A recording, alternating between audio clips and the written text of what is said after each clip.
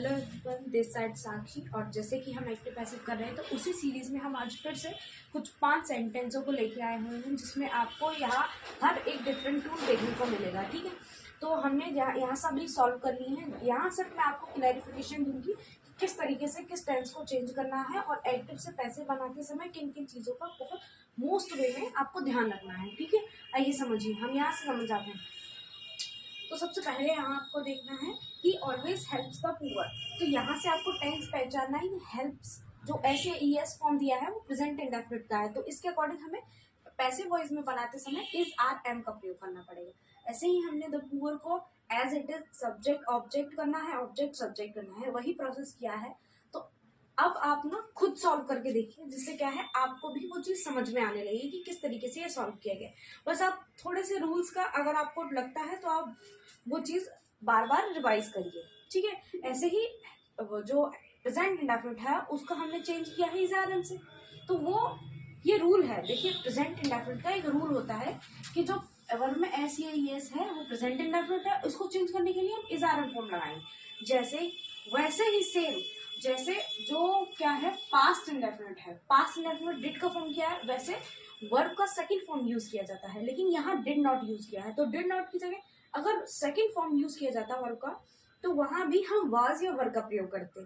तो यहाँ negative form है तो निगेटिव फॉर्म डिड नॉट कर दिया है, तो हमने उसके अकॉर्डिंग वाज नॉट लगा दिया है। ठीक है, वर्ब की थर्ड फॉर्म रखी गई है, बाय लिखा है और ऑब्जेक्ट का सब्जेक्ट और सब्जेक्ट का ऑब्जेक्ट बना दिया। सबसे मेन चीज यही ध्यान रखनी है आपको, सब्जेक्ट ऑब्जेक्ट बनाना है, ऑब्जेक्ट सब्जेक्ट बनाना है।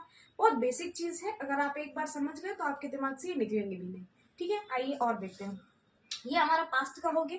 अब हम आते हैं प्रेजेंट पर। फिर से प्रेजेंट पर देखिए, यहाँ आपको दिख रहा है, क्लियर हो रहा है कि ऐसे ईएस लगी है क्योंकि सिंगुलर सब्जेक्ट है। जब आपका सब्जेक्ट प्लूरल होता है तो ऐसे ईएस नहीं लगता है, वही यहाँ दिखाया गया है। यू नो हिम वेल, तो यहाँ वेल दिया गया है, यानी मतलब यू नो हिम वेल, तो यहाँ नो में एस या ईएस नहीं लगाया है।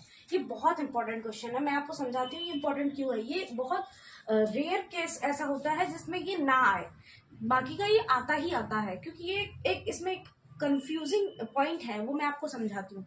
देखिए यहाँ दिया गया है यू नो हिम वेल। अब हम इस कैसे, मोस्टली बच्चे क्या करते हैं, he is known well by you.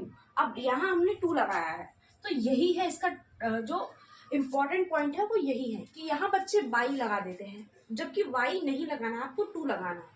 ठीक है, तो ये एक स्पेसिफिक रूल है। हालांकि मैं आपको यहाँ समझा दे रही हूँ, बाई गलत नहीं है, लेकिन यहाँ पे नो के साथ हम जो नो वाला, जो आपको कहीं पे भी अगर नो वाला सेंटेंस मिलता है तो वहां जब आप चेंज करेंगे तो टू ही लगाएं। ठीक है, तो अब आगे देखते हैं। ऐसे ही ये आता है, ये देखिए will you not attend the class. अब ये आता है हमारा फ्यूचर इंडेफिनिट। तो फ्यूचर इंडेफिनिट को हमने कैसे चेंज किया है वो भी मैं आपको समझा दे रही हूँ। फ्यूचर इंडेफिनिट के लिए देखिए सबसे पहले क्या किया हमने, वर्ब से स्टार्ट किया है। इंटेरोगेटिव सेंटेंस है तो आप समझ लीजिए, इंटेरोगेटिव से है तो इंटेरोगेटिव वर्ब से ही हमने स्टार्ट किया है। मैंने आपको पहले भी बताया था ये चेंज नहीं होता है, इसमें एज इट इज कर देते हैं, बस थोड़ा सा फर्क आ जाता है। फिर सब्जेक्ट जो ऑब्जेक्ट है हमने उसको सब्जेक्ट बना दिया है, और अगर ये नेगेटिव फॉर्म में है तो नॉट का नॉट कर दिया है। विल और शेल के साथ पैसिव बनाते समय विल बी और शेल बी का प्रयोग किया, यानी कि बी का यूज किया जाता है। ठीक है, तो हमने यहाँ नॉट के साथ बी लगा दिया है, वर्ब का थर्ड फॉर्म रखा है, और बाई के साथ ऑब्जेक्ट को यानी कि सब्जेक्ट को ऑब्जेक्ट बना दिया है। ठीक है, ऐसे ही हम नेक्स्ट देखते हैं। अब देखिए यहाँ हैज आता है, मैं आपको समझा दूं, हैज और हैव परफेक्ट टेंस होता है, प्रेजेंट परफेक्ट टेंस। ठीक है, और पास्ट परफेक्ट टेंस का होता है हैड। तो आपको यहाँ ध्यान रखना, अगर हैज हैव हैड आपको मिलता है तो उनके साथ आपको बीन का प्रयोग करना है।